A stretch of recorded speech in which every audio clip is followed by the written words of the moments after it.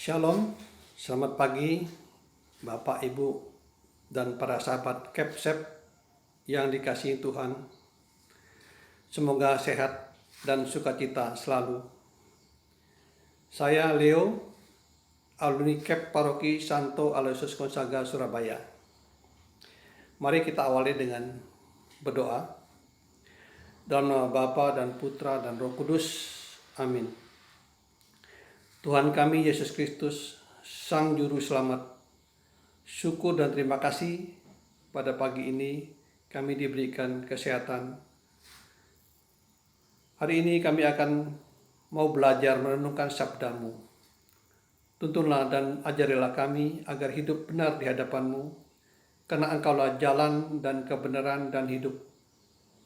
Buatlah kami untuk dapat mengikuti nasihat Santo Benediktus yang hari ini kami peringati, untuk mengabdi diri kepada karya-Mu dan setia dan mengasihi sesama dengan cinta yang menyala, karena Engkaulah Tuhan dan pengantara kami.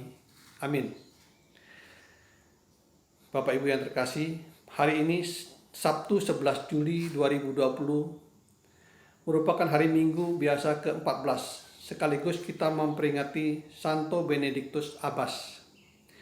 Baca Injil dari Matius bab 10 ayat 24 sampai dengan 33. Saya mengutip ayat 26.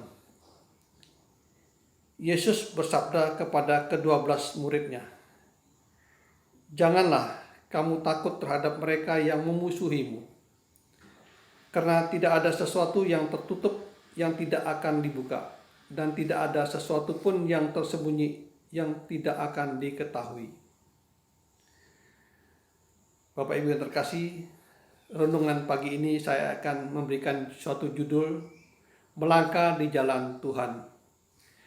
Karena bab 10 Matius tadi itu merupakan peneguhan Tuhan Yesus memberikan pembekalan kepada murid-muridnya sebelum mereka melangkah atau pergi diutus untuk memberitakan Injil. Yang menjadi pertanyaan dari ayat 26 itu, kapan waktunya Tuhan akan memperlihatkan kepada kita bahwa sesuatu yang tertutup itu terbuka dan sesuatu yang tersembunyi itu dapat diketahui? Kita tidak tahu kapan, tetapi yang jelas kita harus melewati jalan Tuhan, karena Tuhan begitu memperhatikan kita, anak-anaknya, supaya mau mengikuti jalan yang telah ditunjukkannya. Karena kita harus membuka diri supaya kita dapat diselamatkan oleh Tuhan kita Yesus Kristus. Karena dalam Yohanes 14 ayat 6 dikatakan, "Akulah jalan dan kebenaran dan hidup, tidak ada seorang pun yang datang kepada Bapa kalau tidak melalui aku." Bagaimana melangkah jalan Tuhan untuk hidup benar di hadapan Tuhan? Kita dapat mencontoh beberapa santo santa atau Yesus sendiri dalam kitab suci ini, orang-orang kudus dan para imam atau para pengajar, guru-guru seperti guru Kepsep, atau kita bisa membaca buku-buku ya kitab suci, ajaran-ajaran gereja Katolik, dan banyak lewat YouTube segala macam. Saya sebagai asisten imam, saya teringat satu perkataan dari Romo Agis.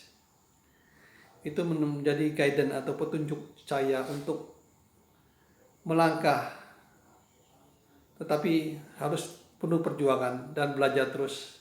Sampai saat ini pun saya tetap harus belajar, yaitu dengan kata duit sejuta.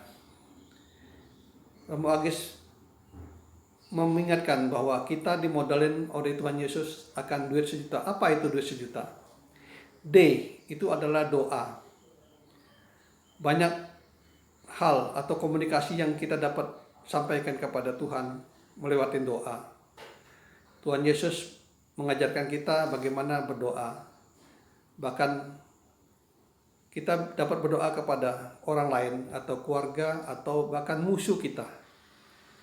Apalagi untuk memulai suatu kegiatan, sebaiknya kita berdoa untuk minta bimbingan Roh Kudus agar Tuhan berkarya di dalam diri kita.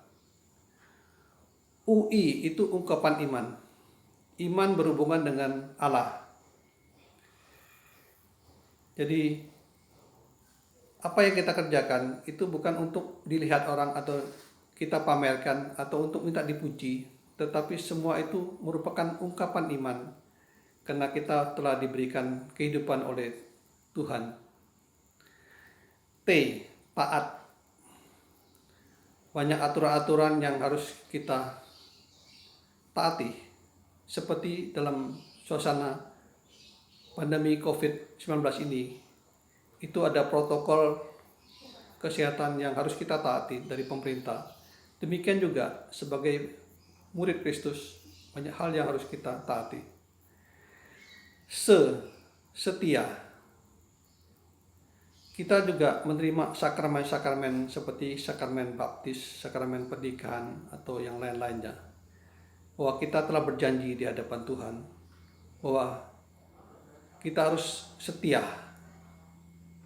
Di dalam Wahyu 2 ayat 10b dikatakan, hendaknya engkau setia sampai mati, dan aku akan menganugerakan kepadamu mahkota kehidupan. Jujur. Kita jadi diminta untuk Tuhan terbuka apa adanya, menjadi anak-anak terang.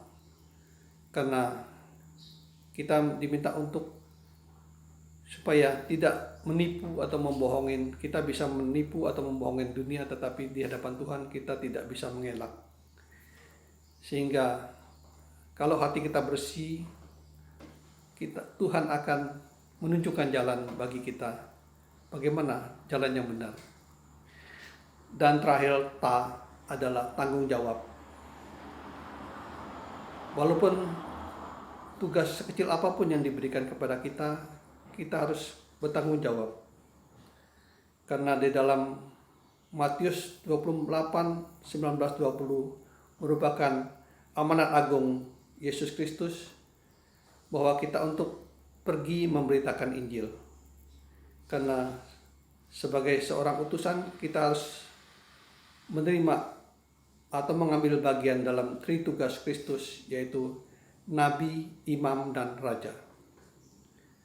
Mari Bapak Ibu, memang perjalanan mengikuti Tuhan tidaklah mudah. Karena Tuhan memberikan kita contoh, yaitu jalan salib. Jalan yang penuh dengan tantangan, bebatuan, dan banyak godaan, penderitaan yang harus kita alami. Itulah jalan salib. Dan kita harus melewati pintu yang sesak. Tetapi kita harus yakin, jangan sampai putus asa, terus berjalan dan belajar, sehingga kita dapat menuju tujuan akhir kita, yaitu kehidupan kekal dalam kerajaan surga. Semoga berkat Tuhan menyertai perjalanan hidup kita di dunia ini. Amin. Terima kasih. Kemuliaan kepada Bapa dan Putra dan Roh Kudus, seperti pada permulaan, sekarang, selalu, dan sepanjang segala abad. Amin. Dalam nama Bapa dan Putra dan Roh Kudus. Amin.